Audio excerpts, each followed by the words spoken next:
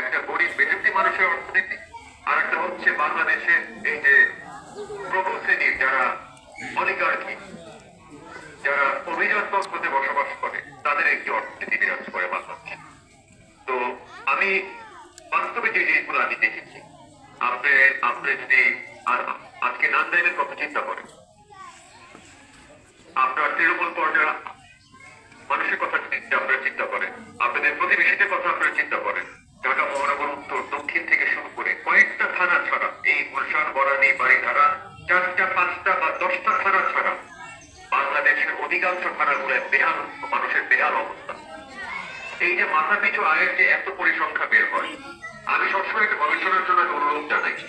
একটা মাথা পিছু আয় করার জন্য দেশের শীর্ষ